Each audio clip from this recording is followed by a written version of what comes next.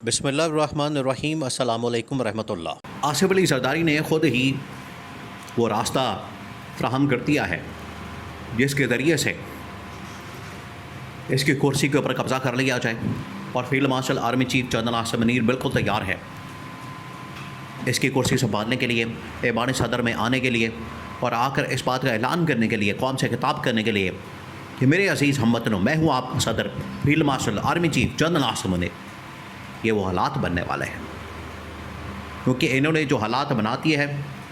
और अगला नंबर शहबाज शरीफ का, ये आपने भूलना नहीं है, ये आपने जहन में रखना। और एक एक करके ये तमाम की तमाम जो हुकूमतें हैं सिंध के अंदर, पंजाब के अंदर, जो इन्होंने गैर कानूनी तरीके से, गैर आइनी तरीके से चोरी का मैंडेट, देखें ये जो चोरी का मैंडेट हासिल किया क्या है, ये जो इन्होंने लूटमार की है मैंडेट के अंदर, और इन्होंने जिस तरीके से मैंडेट चोरी किया है 2024 के इंतखाबात के अंदर, इमरान खान का मैंडेट लूटा है, ये सिलसिला ज़्यादा देर तक चल नहीं सकता, ज़्यादा देर तक रह नहीं सकता। उसकी वजह क्या? उसकी वजह यह है कि माजी के अंदर आप जितनी भी हुकूमतें देखेंगे और ख़ास तौर पर 90s का अगर आप दौर देखें, टोटल 2 से ढाई साल गवर्नमेंट चली। हालांकि 1990 से लेकर 2000 तक ये 10 साल का टाइम बनता है। होना तो ये चाहिए था कि 5 साल एक गवर्नमेंट रहती है और 5 साल एक गवर्नमेंट रहती है। तो इस तरह से 2 वज़ीर आज़म आते, 2 हुकूमतें आती, लेकिन इसमें 5 हुकूमतें, 5 वज़ीर आज़म, 5 भी बल्कि नहीं, इंटरम हुकूमतें और वज़ीर आज़म भी आते रहे, तो टोटल 10 हो गया। तो 10 सालों के अंदर 10 वज़ीर आज़म ऐसे ही नहीं, वो जो इंडिया का वज़ीर आज़म था उसने कहा था कि मैं इतनी तो धोतियाँ नहीं बदलता जितना पाकिस्तान के अंदर वज़ीर आज़म बदल जाता है। तो यहाँ से आप अंदाज़ा कर सकते हैं कि जब ये गैर कानूनी तरीके से, गैर आइनी तरीके से गवर्नमेंट के अंदर आते हैं, हुकूमतों के अंदर आते हैं, फिर ये ज़्यादा देर नहीं रह सकते। ये इस बात का एविडेंस है, सबूत है। एक बार फिर इन्होंने यही काम किया 2024 के अंदर भी, 50 साल की सियासत करने के बाद। वैसे 50 साल की सियासत करने के बाद भी अगर इन्होंने इस्टेब्लिशमेंट के सर पर, इस्टेब्लिशमेंट के कंधों पर, इस्टेब्लिशमेंट की गोद में चढ़कर आना है, तो इससे बेहतर है कि आप सियासत ना ही करें, आप छोड़ दें। आपके बस की बात नहीं, आपका ये खेल नहीं, आप ये काम कर नहीं सकते, तो बेहतर है कि आप इसको छोड़ दें, इस काम को, आप कोई और काम करें। ये आपके बस का रोग नहीं है।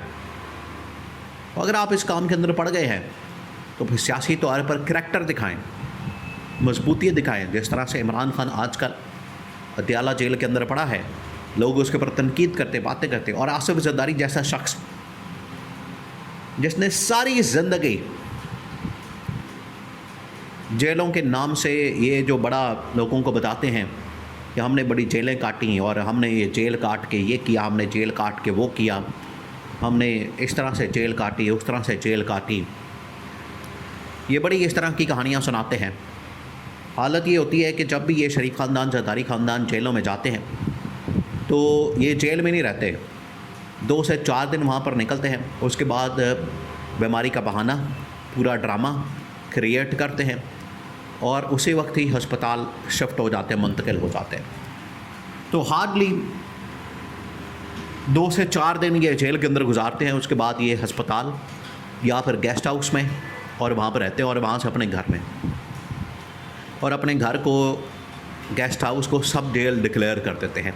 ये टोटल औकात है इनके, जब बड़ी बड़के मारते हैं, बड़े नारे लगाते हैं, दावे करते हैं और बड़ी फिल्में चलाते हैं कि हम जिस तरह से को बहुत बड़े तीसमार खान हैं।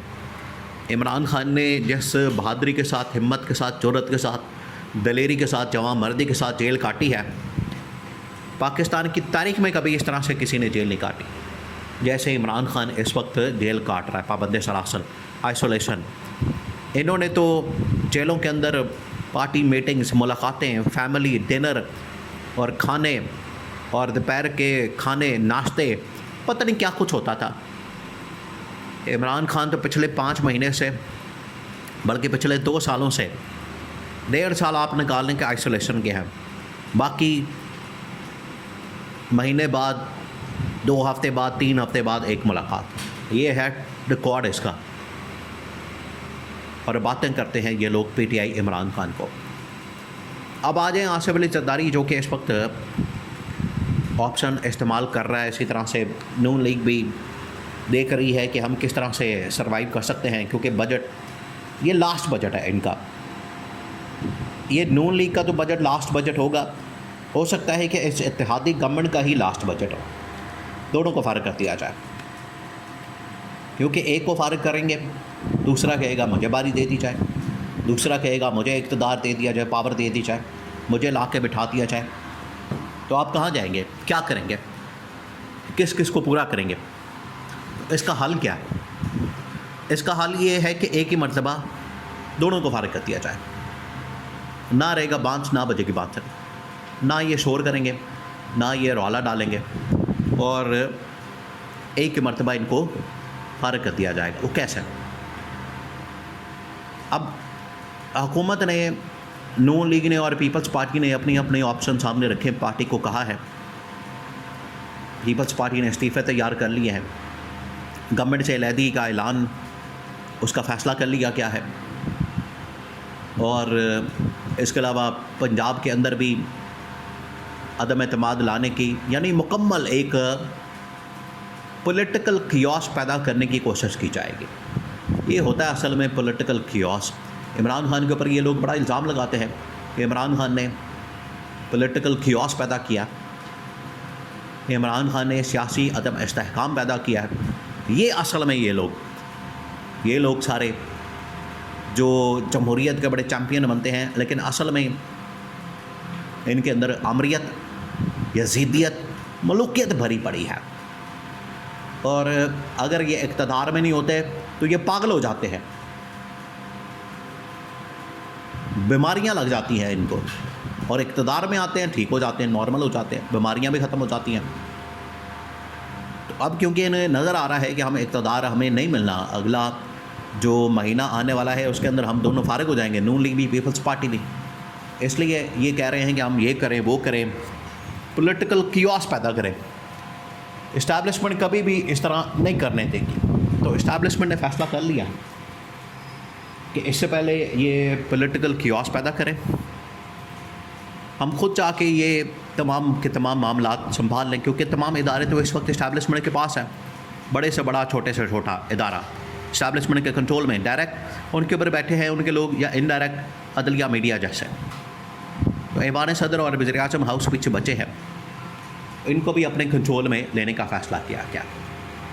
और बहुत जल्द आसिफ अली जरदारी को हटा के field marshal general Asim Munir खिताब करके कौम को बताएंगे कि मैं field marshal army chief general Asim Munir आपका सदर हूँ।